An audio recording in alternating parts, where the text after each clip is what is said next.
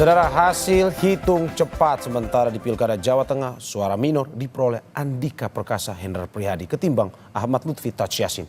Meski di kandang banteng, sementara suara PDIP justru tumbang. Namun suara PDIP dari hasil hitung cepat justru unggul di Pilkada Jakarta yang menempatkan suara Pramono Rano sementara unggul dibanding Ridwan Kamil Suswono. Apa sebenarnya yang mempengaruhi? Benarkah faktor Megawati dan Jokowi masih menjadi penentu peta dukungan di dua wilayah ini? Kita bahas hari ini dengan sejumlah narasumber yang hadir melalui sambungan Zoom. Ada politisi PD Perjuangan yang juga anggota DPR, Arya Bima. Selamat pagi Mas Arya. Dan juga politisi Golkar, Nurdin Halid. Selamat pagi Pak Nurdin. Selamat Dan pagi, terakhir, Assalamualaikum warahmatullahi wabarakatuh. Waalaikumsalam. Dan yang terakhir, pakar komunikasi politik UIN Syarif Hidayatullah Jakarta sekaligus Direktur Eksekutif The Political Literacy Institute, Gun Gun Herianto. Selamat pagi, Mas Gun Gun. Selamat pagi. Assalamualaikum. Mas, ini Wassalam. selamat pagi Bapak-Bapak. Ini dinamika politik hari ini begitu menarik melihat yang satunya kandang banteng di Jawa Tengah harus sesuai dengan unggul cepat yang masih sampai saat ini. Itu kemenangan atau keunggulan diperoleh oleh Ahmad Lutfi Taj Yassin, sedangkan PDIP unggul di Jakarta. Pertanyaannya, apakah betul sebenarnya Jokowi ini adalah ujian dari seorang Megawati Soekarno Putri? Sebelum sampai situ saya ingin ke Mas Arya dulu. Mas Arya, ini meski masih hitung cepat, namun suara Andika Hendi justru kalah dari Lutfi Taj Yassin di Jawa Tengah. Ini analisa Anda seperti apa? Analisa dari kami, saya melihat cara berpikirnya tidak seperti yang kita angkat pada pagi hari ini ya.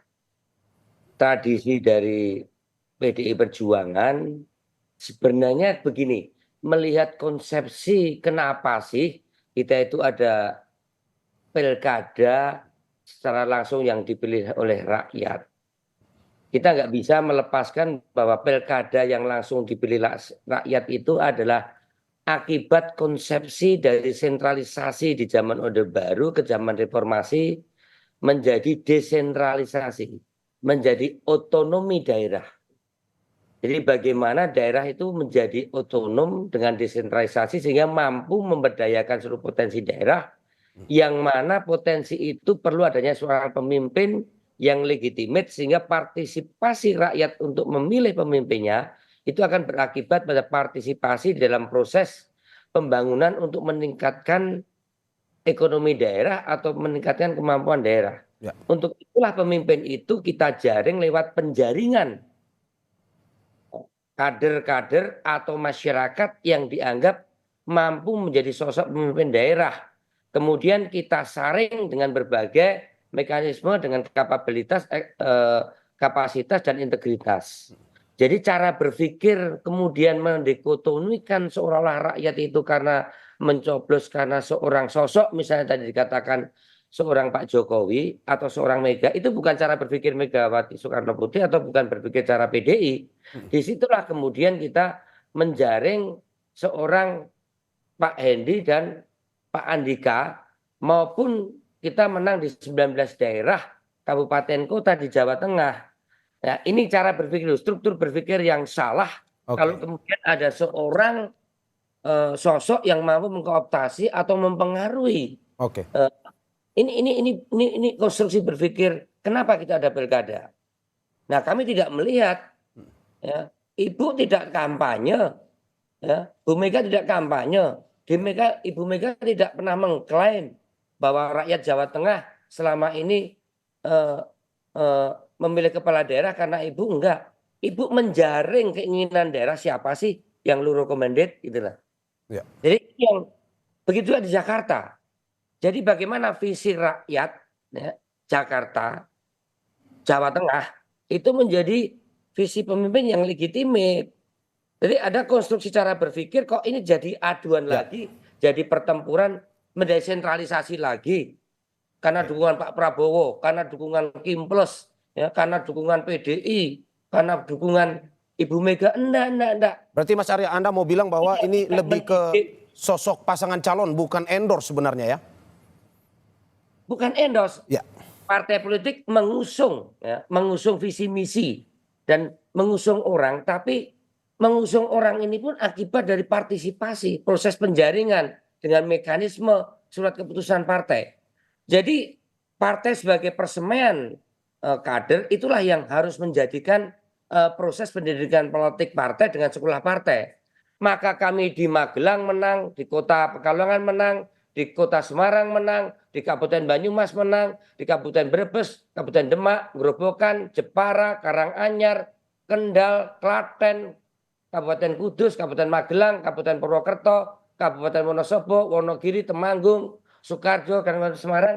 Ini kader murni yang kita didik. Oke, Mas Arya, tapi bagaimana Dan ini menanggapi? karena Mas. kita jaring. Ya, tapi Saya bagaimana ada- menanggapi bahwa ini identitas Jawa Tengah itu kan sudah terlalu kuat lekat dengan kandang banteng. Pada akhirnya tapi yang unggul saat ini masih dalam proses hitung cepat sebenarnya itu Ahmad Lutfi Tadsyasin. Anda bisa melihat bahwa apakah memang sebenarnya itu bukanlah kandang banteng sehingga dinamis bisa siapa yang menang atau bagaimana sebenarnya? Boleh ada stigma-stigma kandang-kandang banteng, ya itu kandang itu akibat boleh, ya kan?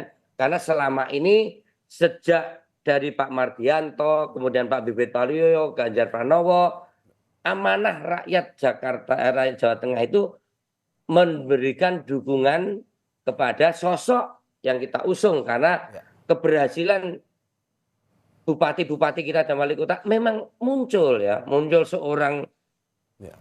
Pak Jokowi, muncul seorang Ganjar, muncul seorang Risma, Ya. muncul seorang tokoh-tokoh pilkada secara menjadi tokoh nasional, dan itu karena kompetensi yang dia miliki dan kapabilitas dan legitimate mampu menaikkan berbagai potensi daerah yang ada. Saya Oke. tidak setuju gini loh, saya nggak setujunya kok rakyat kok seolah-olah dikooptasi oleh satu dua figur. Partai di sini adalah hajatannya hajatan rakyat, bukan hajatan elit, apalagi hajatan domestik, ya. Maka pola-pola Kimples itu salah besar karena dia mengkooptasi.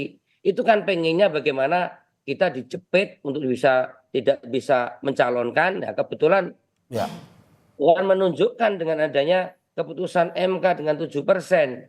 Hampir-hampir saja kita DKI nggak bisa mencalonkan. Banyak tempat kita hanya bisa Oke. mencalonkan Oke. 140. Oke, Mas Arya. Oke. Lihat supaya marwah, kenapa kita ada pilkada secara langsung itu tidak lepas adanya pilkada langsung karena konsepsi desentralisasi dan konsepsi otonomi daerah. Disitulah partai politik mendidik kader-kadernya supaya rakyat mempunyai pemimpin yang legitimate. Kalau partai tidak memaksimalkan potensi membangun kader yang prudent, gagal kita ini nanti setiap pilkada yang berlangsung. Apalagi isu yang muncul adalah isu-isu elit, isu-isu dukungan 2 presiden, ya, 7 partai, bukan itu. Oke. Kita tuh, Oke, Mas Arya. Saya silakan milih. Saya kira itu. Ya. Mas Nurdin, ini kata Mas Arya bukan karena endorse seorang Jokowi Ahmad Lutfi Tadsyasin unggul di Jawa Tengah. Apakah seperti itu atau bagaimana tanggapan Anda? Ya, dari sisi konstruktif berpikir, saya sependapat dengan Mas Arya bahwa pilkada itu memilih orang, ya bukan memilih partai. Dan pilkada, pilpres itu terkadang tidak linear dengan pileg itu. Jadi tidak bisa kita katakan bahwa di sebuah daerah ketika ada pemenang pileg di situ, misalnya Jawa Tengah pemenangnya adalah PDIP. Kemudian itu katakan ketika ada pileg maupun pilpres kemudian kalah, kemudian kita harus mengatakan bahwa itu adalah kandangnya PDIP kemudian kalah. Tidak seperti itu karena pileg pilpres itu tidak linear, terkadang tidak linear dan hampir semuanya tidak linear. Jangankan pilkada dengan pileg misalnya, di sebuah daerah saja pileg saja antara kabupaten, provinsi dan pusat itu tidak linear. Terkadang kabupaten lebih besar suaranya atau pusat lebih besar suaranya, padahal sama-sama dari satu partai. Nah oleh karena itu saya setuju konstruksi berpikir kita bahwa tidak boleh kita mengatakan bahwa kekalahan seorang calon di sebuah daerah, di mana daerah itu dimenangkan pileg sebuah partai, kemudian kita katakan bahwa dia kalah di kandangnya. Itu tidak betul sekali cara berpikir seperti itu. Kenapa? Karena partai sekarang ini itu hanya bukan hanya, tapi itu kebanyakan sekarang partai itu hanya mencalonkan atau sebagai sebuah kendaraan dalam untuk karena itu persyaratan. Oleh karena itu sistem kita juga harus ditinjau ke depan agar supaya cara berpikir seperti itu tidak ditokok-tokomi daripada rakyat. Nah, pemilihan di Jawa Tengah, pilkada di Jawa Tengah, memang faktor tokoh di semua daerah itu pasti ada pengaruh. Faktor tokoh itu bisa kita lihat di semua survei. Tetapi faktor tokoh itu tidak menjadi dominan atau tidak merupakan penentu utama. Masih banyak faktor-faktor lain. Oleh karena itu maka faktor yang paling menentukan sebenarnya faktor figur, ya, figur dari sebuah calon dari sebuah partai. Dari samping itu kemudian instrumen partai ketika bergerak secara maksimal itu juga menjadi salah satu faktor penentu. Kemudian ada tokoh yang mengendorse itu juga menjadi salah satu faktor, tapi bukan faktor utama. Oleh karena itu tidak bisa kita identikan bahwa ketika seorang calon dikalahkan kemudian di belakangnya ada tokoh yang mengendorse kemudian diidentikan dengan tokohnya. Misalnya DKI, kalau linear pemilihan legislatif atau tokoh-tokoh yang mendukung pastilah Ridwan Kamil menang karena didukung oleh 11 atau 12 partai, di mana partai itu juga memenangkan dan PDIP sendirian atau hanya ada dalam hal anggota DPRD, PDIP itu sendirian hanya dibantu dengan Partai Umat kalau nggak salah dengan partai apa lagi satu, tapi itu tidak ada kursi di parlemen. Ini fakta menunjukkan bahwa itu sangat tidak identik dengan tidak linear antara pemilihan pileg dengan pilpres. Nah, kalau di Jawa Tengah memang Pak Nurdin, jika kita berbicara soal ini merupakan murni karena pasangan calon, bukan karena endorse maupun siapa yang berada di belakangnya. Tidak juga murni pasangan calon. Faktor tokoh itu juga pasti ada. Faktor tokoh di Jawa Tengah, faktor Jokowi pasti ada. Pertanyaan saya pasti ada, tapi bukan penentu utama. Kemudian faktor kekalahan PDIP misalnya, faktor PDIP bukan PDIP yang kalah sebetulnya, adalah kader PDIP atau yang dicalonkan oleh PDIP. Bukan PDIP yang kalah, ada calon PDIP. Keliru kita kalau mengatakan bahwa PDIP kalah di kandangnya, itu keliru besar dan bukan kekalahan Bu Mega. Betul Pak Mas Arya, Bu Mega tidak turun kampanye. Di DKI misalnya, Pak Jokowi juga tidak turun kampanye secara langsung, Pak Prabowo tidak turun secara kampanye langsung. Jadi tidak bisa kita mengatakan bahwa yang mengendorse seorang calon kemudian dia ikut kalah ketika dekat atau ikut memenangkan. Kalau ikut memenangkan ya pasti, tapi tidak menjadi penentu utama begitu. Ya, tapi pertanyaan saya apakah kalau kita bilang bahwa lebih besar bahwa ini karena pengaruh paslonnya sendiri, pasangan calonnya sendiri, apakah kita bisa bilang bahwa pasangan Ahmad Lutfi Tachiasin ini lebih disukai ataupun dicintai masyarakat Jawa Tengah ketimbang yang diusung oleh PDIP?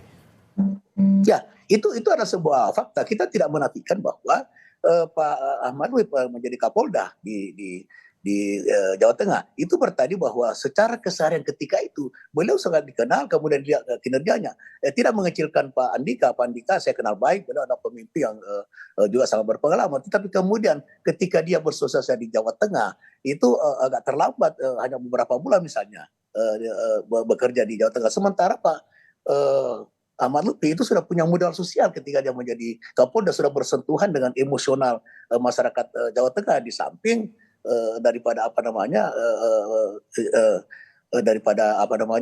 yang mendukung, daripada itu kemudian pasangannya juga adalah memang sudah waktu menjadi wagub tentu sudah sangat bersosialisasi, sudah dikenal dan kemudian sudah memiliki modal sosial di Jawa Tengah. Itu salah satu faktor yang membuat mereka bisa memenangkan di Jawa Tengah dibandingkan dengan waktu bekerja daripada Pak Andika itu sangat singkat sekali, sehingga sosialisasi atau track record khusus di Jawa Tengah beliau tidak kemudian menjadikan masyarakat Jawa Tengah simpatik atau memilih daripada Pak Andika.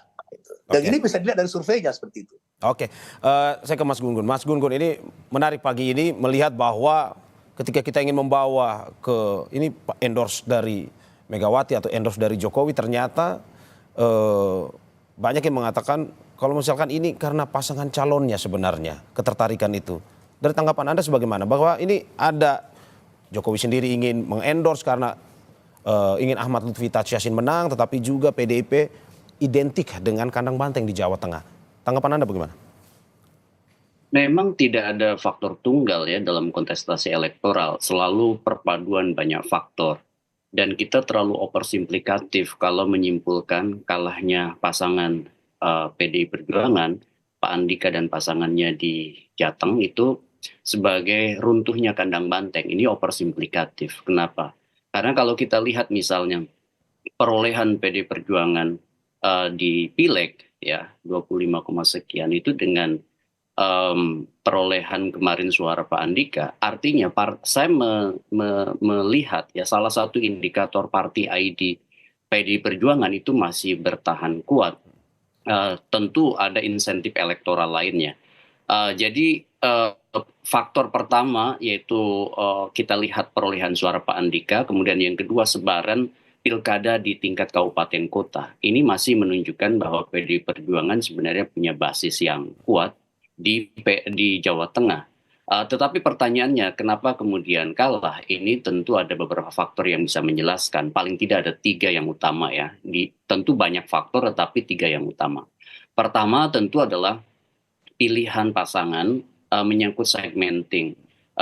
Kenapa? Karena saya lihat pasangan nasionalis dengan basis santri itu menjadi penting ya. Sebelumnya juga kan di kontestasi pilkada Jateng seperti Pak Ganjar dengan Gus Yassin itu merepresentasikan itu. Nah kemarin ceruk itu tidak begitu optimal dipakai oleh pasangan PDI Perjuangan karena basis kelompok santrinya melemah begitu ya. Kemudian yang kedua soal betul endorsement politik itu bisa menjadi insentif elektoral, terutama reference power atau kekuatan rujukan yang masih punya tingkat penerimaan baik di basis pemilih. Kemudian yang ketiga tentu adalah basis struktur pemenangan mulai dari partai sampai relawan. Salah satu yang kemudian tadi saya highlight juga dan saya setujui dari Pak Nurdin, yaitu soal memang ada stat yang cukup terlambat gitu dari pasangan Pak Andika pada saat deklarasi, melihat ya intensnya Pak Lutfi dengan jabatan sebelumnya itu melakukan penetrasi ke basis-basis pemilih di Jawa Tengah. Memang 3+1 tadi ya menyangkut waktu menjadi 4 faktor utama dalam bacaan saya yang menyebabkan kemudian pasangan Pak Lutfi itu unggul dari Pak Andika dalam hitungan cepat ya. Sementara oleh karena itu kita juga kemudian mengatakan bahwa faktor-faktor ini adalah faktor-faktor determinan yang tentu saja kalau kita lihat rinciannya di bawah akan lebih kompleks lagi. Tetapi bahwa ini bisa kemudian menjadi simpulan sementara ya, hipotesis bahwa kemenangan Pak Ahmad Lutfi itu kemenangan strategik ya dalam konteks pertarungan elektoral, tetapi tidak bisa kemudian disimplifikasi bahwa PDI Perjuangan kalah dalam konteks sebagai basis ya. Dan itu penting menurut saya. Berbeda Berarti dengan Mas Gun-Gun, Jakarta. menurut Anda basis PDIP masih begitu besar di Jawa Tengah walaupun kalah dalam Pilgub Jateng ini? Saya lihat kalau kita lihat beragam misalnya data dari exit poll ya, menunjukkan bahwa basis party ID di PDI Perjuangan di Jawa Tengah itu masih kental ya, dan basis-basis utama PDI Perjuangan juga masih menurut saya masih satu garis gitu ya dengan keputusan partai untuk mendorong Pak Andika. Nah, artinya memang kekalahannya adalah pada penetrasi ke basis pemilih baru yang di luar PDI Perjuangan gitu. Representasi pasangan itu memang menjadi penting terutama dalam silang komposisi ya. Contoh misalnya kalau satu kolam gitu memang agak susah ketika misalnya memang basis pemenangan terutama di struktur partai sudah optimal, tetapi kemudian di luar partai butuh juga kan basis-basis sosiologisnya ya, basis psikologisnya yang kemudian bisa mengakumulasi kemenangan di luar apa yang sudah dilakukan oleh basis struktur partai dan relawan begitu. Oke. Mas Gun-Gun, ini menarik bahwa pada akhirnya Jawa Tengah walaupun Pilgub saat ini yang unggul bukan dari PDIP tetapi basis PDIP masih terjaga betul di Jawa Tengah. Dari Jawa Tengah kita terbang ke Jakarta, tetapi sebelum kita membahas Jakarta dan dinamikanya kita saksikan jeda berikut ini.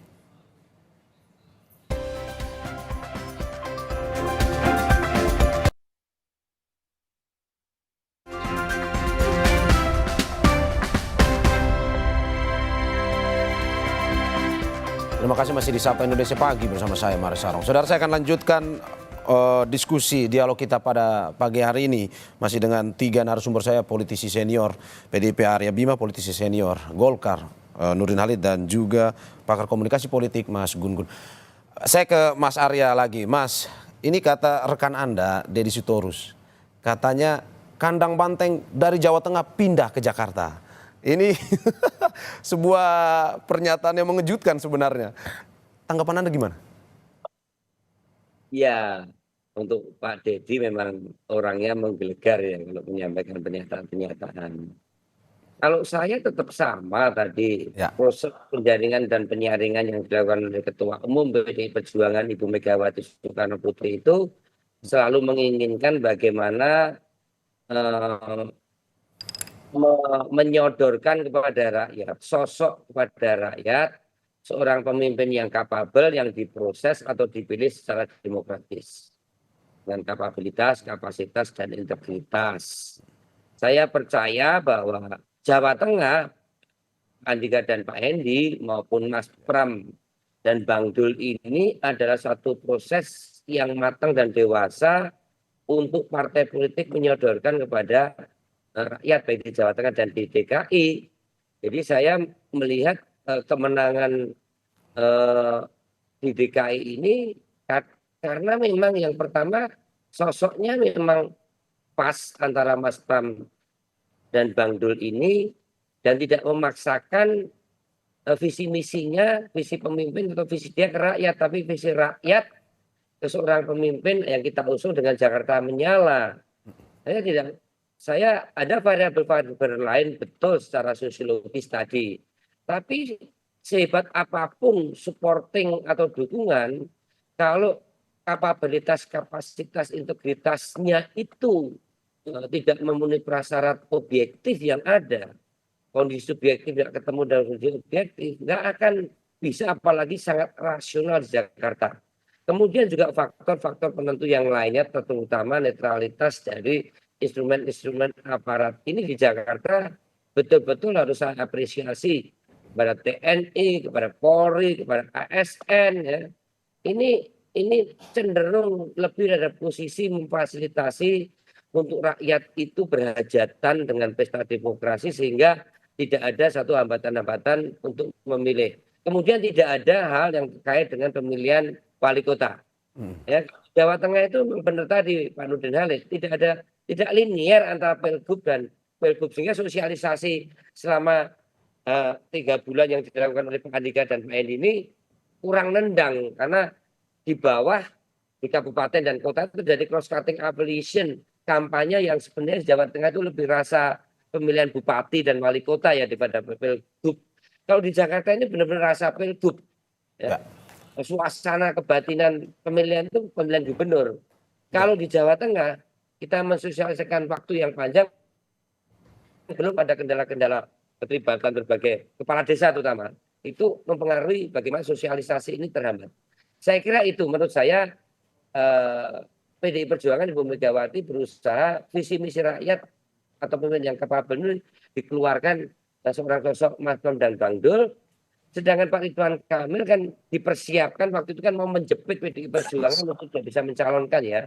Dengan kita tidak punya 20% untuk bisa mengusung, kemudian PKS ditarik ke Kim Plus dengan memberikan apresiasi Mas Suswono menjadi wakilnya Pak Ridwan Kamil, kita tidak bisa mencalonkan. Jadi Kim Plus dengan Mas Ridwan Kamil dan Mas Suswono itu dipersiapkan dengan tidak ada lawan. Karena kotak kosong takut kalah, karena waktu itu mungkin diperhitungkan ada Mas Anies dan PDI Perjuangan, maka dibuatlah calon kedua yang akhirnya putusan MK berubah. Sehingga Ridwan Kamil ini kan kalau mau jujur tinggal tidur saja di Jawa Barat menang. Maka dibawa ke Jakarta ya sangat masuk akal kalau Mas Ridwan Kamil ini kalah. Kalau dari kapasitas mungkin sangat mampu, tapi masalah legitimasi, masalah bagaimana masalah Persija sama Persib Bandung aja itu nggak selesai diselesaikan oleh Mas Ridwan Kamil untuk memberikan narasi pada masyarakat Jakarta. Berarti Mas Arya, Anda Anda mau bilang Jakarta bahwa memang pasangan Pram Rano ini sebenarnya bisa menang muda lawan Ridwan Kamil, RK Suswono. Kalau dari Anda mengatakan bahwa legitimasinya sebenarnya belum teruji sebenarnya. legitimasi di Jakarta ya memang sosok seorang Mas Pram Bangdul sama Mama Sidul ini sangat Betawi banget, sedangkan sosok Mas Pram ya sangat Jawani gitu. Kalau saya lihat jumlah suaranya kan jumlah suara antara etnis Jawa dan etnis Betawi ya, walaupun saya tidak bicara parameter primordial, tetapi bagaimana partisipasi proses mencoblos kemarin jumlah kursi 50,05% di atas 50% plus satu ini data ini data primer yang ada di Sirekap KPU, menurut saya adalah sosok yang mungkin merepresentasikan etnis Jawa dan etnis Betawi bersama etnis Minang, etnis Sumatera, yang saya melihat Mas Pram Bangdul lebih behavior politiknya lebih bisa diterima dengan berbagai keragaman etnis yang sangat plural di Jakarta. Oke, Mas Arya, Mas Nurdin, kita menarik ini bahwa mengatakan bahwa Pram Rano ini punya kesempatan menang besar sebenarnya versus Ridho, pasangan Ridho. Ini tanpa embel-embel endorse sekalipun dari Pak Jokowi ini bisa menang juga sebenarnya. Pun juga ada endorse pun ini akhirnya unggul versi quick count. Dari tanggapan Anda sendiri bagaimana? Apakah memang kurang mungkin karena Jokowi diketahui hanya 1 kali datang ke Jakarta untuk mengendorse pasangan Ridho ini? Ya, kalau kita melihat ya sebetulnya untuk sementara ya bukan kemenangan, masih keunggulan ya karena belum ada keputusan KPU. Jadi sementara keunggulan daripada pasangan Mas Pram dengan Bang Dul itu keunggulan sekarang kalau saya sih tidak mengingat. Yang mengingat itu ketika PDIP berani mencalonkan Mas Pram gitu ya. Nah kalau kita waktu itu karena trend survei itu dengan Kang Emil itu sebenarnya sangat tinggi, sementara pasangan Mas Pram dengan Bang Dul itu belum terekam survei. Tetapi dari sisi figurnya sebetulnya adalah tidak jauh berbeda dengan Bang Dul dengan Kang Emil dari sisi popularitas. Pilkada itu yang pertama popularitas dulu ya, baru kemudian keterpilihan. Itu faktor utama. Nah untuk di Jakarta ini popularitas daripada pasangan Mas Pram ini didukung oleh Bang Dul itu tidak jauh berbeda sebetulnya dengan Kang Emil. Ya memang dengan Pak PDIP berani mencalonkan Mas Pram yang ketika itu belum terekam sama sekali. Ya, kalau Bang Dul kan sudah terekam dalam survei dan cukup tinggi secara pribadi ketika itu.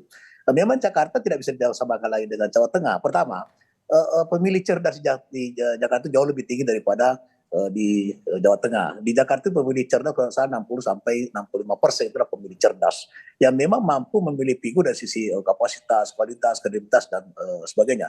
Yang kedua adalah di Jawa Tengah itu tidak ada faktor proses sebelumnya yang menciptakan kekecewaan bagi masyarakat Jawa Tengah. Tapi di Jakarta ada proses-proses yang secara kesamatan kalau saya secara pribadi melihat itu ada proses-proses dalam proses pencalonan itu yang menciptakan kekecewaan daripada masyarakat Jakarta sehingga sekarang ini mengakibatkan adalah tingginya daripada golput atau kurangnya partisipasi daripada pemilih Jakarta. Dan ini untuk pertama kalinya pemilih Jakarta itu tidak signifikan atau sangat rendah. Ini partisipasi yang sangat rendah sepanjang sejarah pilkada. Nah, faktor yang saya maksud tadi itu adalah adanya kecewaan terhadap tidak berhasilnya Mas Anies menjadi calon, sehingga mungkin 80-90% pendukung daripada Mas Anies itu adalah menjadi tidak ikut memilih atau golput itu. Nah, yang kedua adalah dengan terang-terangan Mas Anies itu turun kampanye atau turun bersama dengan Mas Pram dengan kemudian diekspos secara masif oleh media, maka itu faktor juga salah satu faktor yang membuat kemudian pemilih Mas Anies itu adalah memilih pasangan Mas Pram. Nah, sementara dari Kim itu ya tidak maksimal instrumen partai, itu fakta ya. Buktinya tidak semua ketua umum partai itu full all out turun.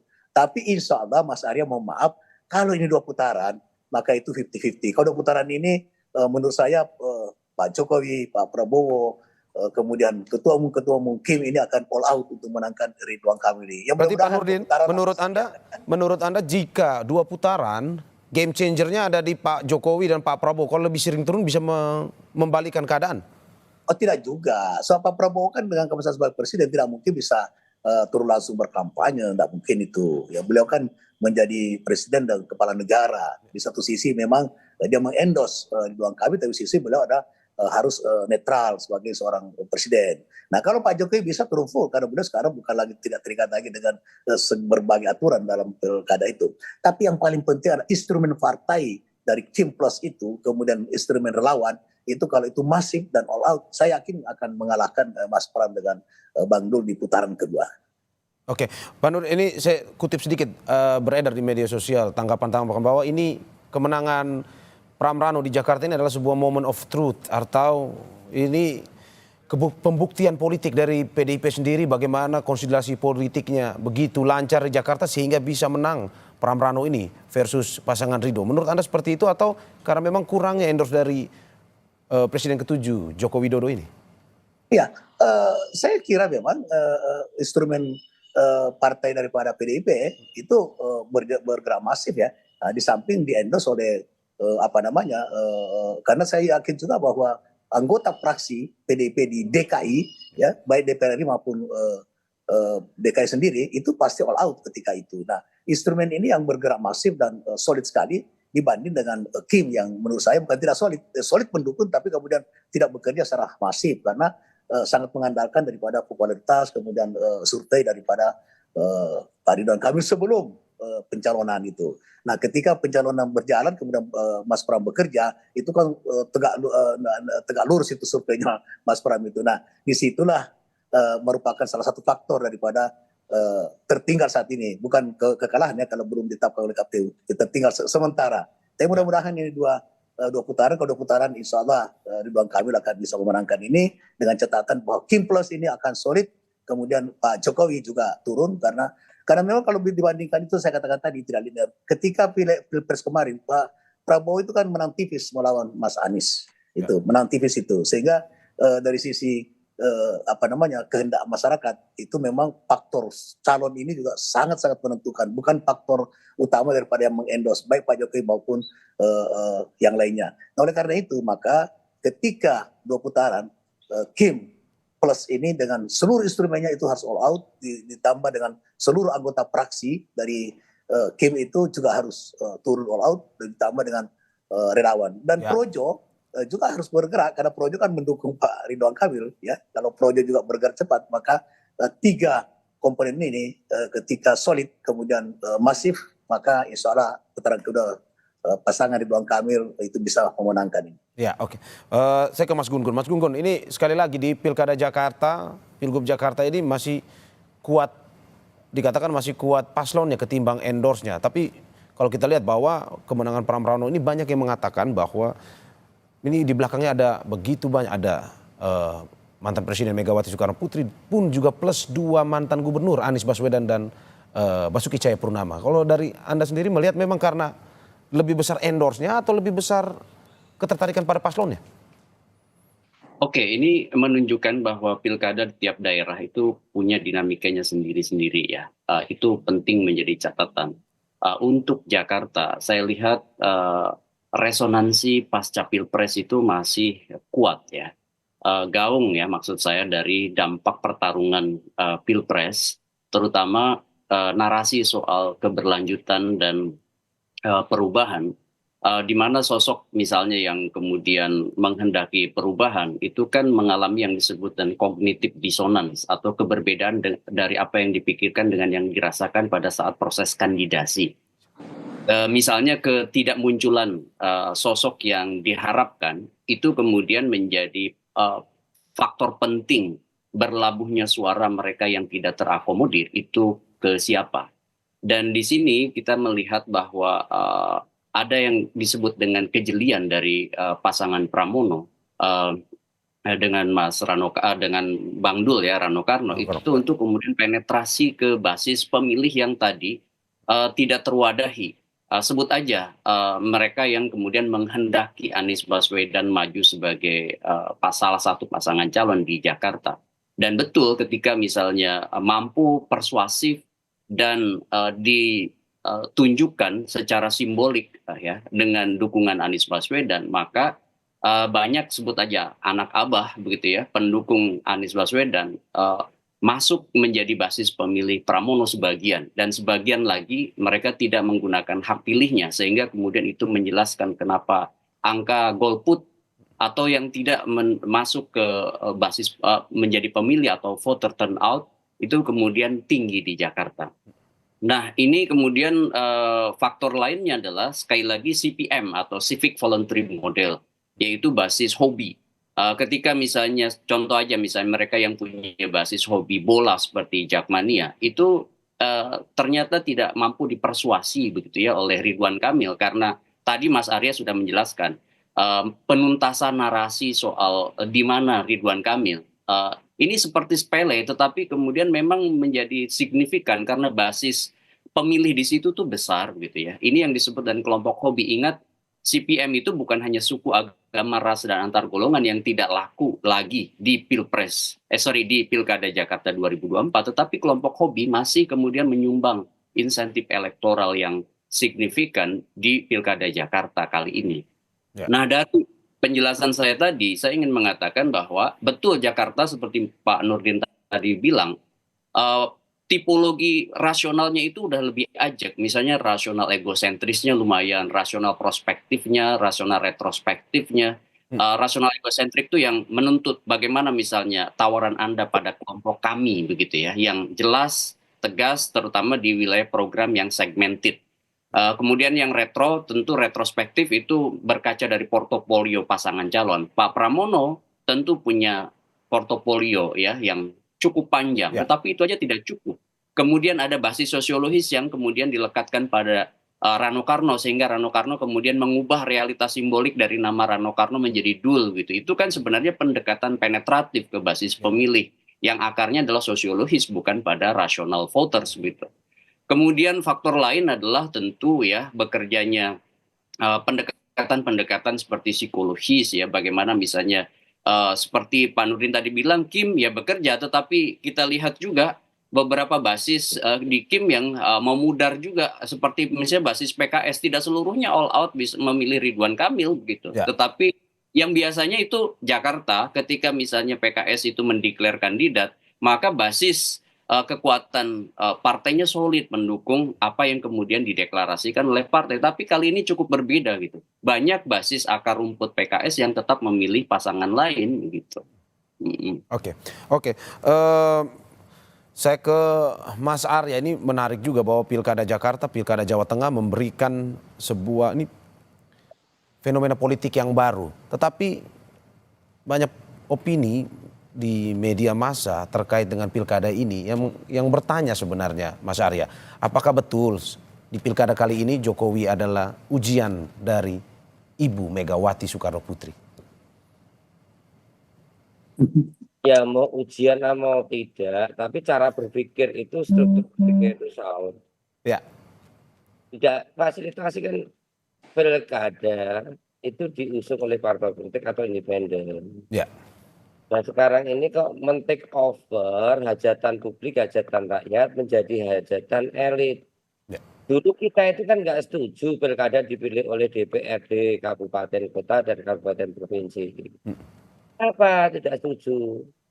Karena kurang searah dengan semangat otonomi daerah. Walaupun secara konstitusional masih bisa. Kita ingin menjadi hajatan rakyat. Sama maunya rakyat lalu pilih kan gitu. Partai silakan memfasilitasi dengan threshold diputuskan 20% supaya mungkin 5 atau 3 yang ada. Dibatasi menjadi Kim Plus misalnya. Ini kan membatasi ruang-ruang bagaimana kehendak rakyat itu menjadi sangat tidak bebas. Akhirnya Mas Anies nggak bisa mencalonkan kan gitu. Dan saya melihat tidak boleh, lain kali cara berpikir semacam ini harus dijungkir balikkan. Ya. Saya tidak bisa bahwa menangnya PDI Perjuangan mengusung Mas Pram Bang Dul yang oleh oleh Ibu Megawati Soekarno Putri sebagai Ketua Umum beserta Partai Umat dan Hanura adalah tumbangnya, endorsernya Pak Prabowo, Pak Jokowi dan Kim Plus, kan nggak bisa begitu. Ya. Cara berpikir salah. Sosoknya tidak laku terjual di masyarakat Jakarta atau Betawi kan begitu. Apa Bang Ridwan Kamil juga kapabel? Kapabel, mungkin di DKI kan gitu, di Jawa Barat. Jadi saya melihat struktur berpikir yang salah di dalam membangun opini publik lewat wacana publik yang dibangun oleh media sosial maupun media mainstream. Saya ingin bahwa pemilu pilkada yang berkualitas akan menghasilkan pemimpin yang berkualitas. Nah, cara mengendorse Pak Jokowi juga salah. Siapa yang mempengaruhi di sekitar Pak Jokowi? Pak Jokowi ini bukan alat peraga, dibawa ke Jawa Tengah, dibawa ke, ke Jawa, Jawa Barat, atau dibawa ke DKI, atau dibawa kemana-mana. Ya. Faktanya kami di Jawa Tengah masih 19 kader kita jadi bupati. Apakah pandang-pandang tumbang? Enggak masalah tumbang atau tidak. Kebetulan yang kita usung dari PDI Perjuangan itu laku dijual di Jawa Tengah. Dan kita mendapatkan legitimasi waktu itu. Nah, kalau yang diusung PDI Perjuangan asal-asalan, nggak kapabel, ya nggak kepilih kan itu. Kebetulan Pak Endi dan Pak Andika dan Pak Sendi ini kita pilih dengan kapasitas, dan integritas. Waktunya terlalu pendek dan memang tidak paralel, tidak linear antara pilgub dan pemilihan bupati dan wali kota, sehingga waktu sosialisasi, waktu kampanye kita sangat pendek, dan Pak Jokowi mengendorse begitu besar Pak Lutfi, sedangkan masyarakat Jawa Tengah masih banyak di desa-desa yang tahu Pak Jokowi itu adalah PDI Perjuangan, bisa disurvei. Pembantunya di wilayah Grogol, Yukatmi di sana nggak ngerti kalau Pak Jokowi itu sudah pindah dari partai. Masih banyak yang tahu semacam itu. Jadi faktornya sangat kompleks lah. Tapi saya nggak setuju kalau kemudian legitimasi dalam pilkada ini di take over oleh tokoh-tokoh yang ada, itu tidak mendidik dalam semangat kemandirian, semangat desentralisasi, semangat otonomi, karena kapabilitas pemimpin yang dipilih oleh rakyat di daerah itu akan mempengaruhi proses bagaimana kemandirian di dalam proses pembangunan 5 tahun ke depan yang dimulai partisipasinya sejak mereka memilih pemimpinnya. Apalagi instrumen saat ini menjadi sangat terdidik, suasananya sangat masih sentralistik sekali, yaitu Pilpres, dengan berbagai instrumen manipulatif dan sembakonisasi yang begitu masif. Sembakonisasi, ya. Oke, Mas. Tapi saya di Komisi 2, nanti mungkin juga dengan Pak Nurdin Halid, dengan fraksi Partai Golkar, pastinya gimana ya supaya Mas Gugun ini bisa merumuskan apakah waktu yang demikian pendek antara Pilpres dan dengan Pileg dan Pilkada ini dilaksanakan dengan tempo yang sesingkat-singkatnya, itu dampak sosiologisnya akan berdampak pada otonomi daerah dan desentralisasi dengan milih pemimpin yang baik enggak? Maka omnibus law tentang pemilu ini perlu kita rumuskan bareng supaya way out-nya ada, bukan mentradisikan yang terus-menerus. Ini bisa bahaya ini buat demokrasi itu sendiri, saya kira itu. Saya ke Pak Nurdin, ini terkait dengan walaupun menang di unggul di Jakarta yang di-endorse oleh Pak Jokowi, tapi juga ini di Jawa Tengah unggul, di Jakarta tidak unggul. Kalau dalam arti bahwa kalau Anda melihat bahwa sebenarnya PDIP versus Jokowi atau sebenarnya ini paslon versus paslon? Ya, kita sekali lagi saya katakan bahwa kita tidak bisa mengidentikan kekalahan sebuah calon pilkada kemudian membuat juga yang mengendorse itu harus ikut-ikut menjadi orang yang kalah atau sebaliknya menjadi yang menang. Apalagi kemudian diperhadapkan, saya sangat tidak setuju selalu memperhadapkan antara Pak Jokowi dengan Ibu Mega karena adanya perbedaan. Ini beliau sama-sama kader PDIP. Kemudian ada pilihan-pilihan yang berbeda ketika sebuah pencalonan, itu hal yang normal dalam multi partai karena kita membangun demokrasi Indonesia di atas multi partai. Nah, oleh karena itu memang harus ada kolaborasi, harus ada kerjasama. Tetapi kemudian sama sekali kita tidak bisa mendetikan bahwa kekalahan calon di sebuah pilkada kemudian mengidentikan kekalahan daripada mengendosnya karena banyak faktor yang seperti di Jawa Tengah tadi, Mas Ari, saya setuju sekali itu. Tidak berarti bahwa tumbang PDIP di Jawa Tengah tadi digambarkan dengan data yang sangat akurat ya. Pemilihan di kabupaten kota banyak PDIP memenangkan. Nah, kemudian kalau kita lihat hasil pileknya 20%, kemudian hasil dari Pak paslon yang dicalonkan PDP itu lebih tinggi daripada pileg. Nah itu pertanda bahwa 25% yang dapat dipilih oleh PDP, kemudian hasilnya di pilkada lebih tinggi, itu berarti bahwa PDP itu solid di situ. Nah kemudian kita mengatakan bahwa Kim itu tidak solid karena kalah dalam atau sementara ini tertinggal di Jawa Tengah. Begitupun di Jakarta karena banyak faktor yang berpengaruh sekali. Nah, kalau dari sistem saya sebetulnya sangat tidak setuju dengan sistem yang ada sekarang karena ini tidak membuat bangsa ini semakin demokratis dengan pemilih-pemilih cerdas ya. Sekarang yang terjadi ini Mas Arya fakta kita mengalami semua. Mas Arya mengalami, saya mengalami sebagai seorang caleg. Pragmatisme luar biasa. Dan kemarin pileg itu paling brutal sepanjang sejarah. Saya ikut pileg itu 97 Orde Baru saya sudah anggota DPR. 99 era reformasi 2004 saya ikut. Tapi yang kemarin ini luar biasa Mas Arya. Itu sama sekali pragmatisme masyarakat luar biasa dan itu akan membuat moral daripada masyarakat kita itu bukan kemudian bisa mencerahkan demokrasinya tetapi membuat kita ini semua menjadi salah satu sasaran tembak daripada mereka. Oleh karena itu sistem menurut saya harus ditinjau. Pileg menurut saya harus kombinasi antara terbuka dengan tertutup. Kemudian untuk pemilihan langsung cukup pilpres saja pemilihan langsung tapi gubernur dan pilkada kabupaten kota itu serahkan kembali kepada DPR. Memang DPR juga ada pragmatisme tapi tidak sedrastis daripada ketika rakyat yang bisa langsung. Dan ini yang paling penting adalah kita sekarang tidak ada jual partai, program partai, idealisme partai, visi partai itu nggak ada. Itu kita harus jujur mengatakan kita jual dirilah kepada rakyat itu kita dipilih, bukan jual program, bukan kemudian yang paling penting tidak ada proses pengkaderan. Itu ada pengkaderan, Golkar ada pengkaderan, tapi itu tidak membuat daripada SPM itu menjadi diterima oleh masyarakat. Ya buktinya sekarang bisa pindah hari ini ada PDP, pencalonan besok pindah ke Golkar, itu hal yang lumrah dan dia terpilih. Pindah-pindah ya Pak Nurdin ya, pada akhirnya ya. Kembali terpilih, itu sistem kita ini sangat. Pak Nurdin. Dan di Amerika saja tidak dikenal pemilihan langsung, neneknya demokrasi. Amerika tidak mengenal pemilihan langsung gitu. Mana pernah orang mencoblos Obama, mencoblos Donald Trump, nggak ada. Dia tetap memilih perwakilan yang akan. Saya sudah menangkap maksud Anda Pak Nurdin. Kita singkat saja ke Mas Gun-Gun.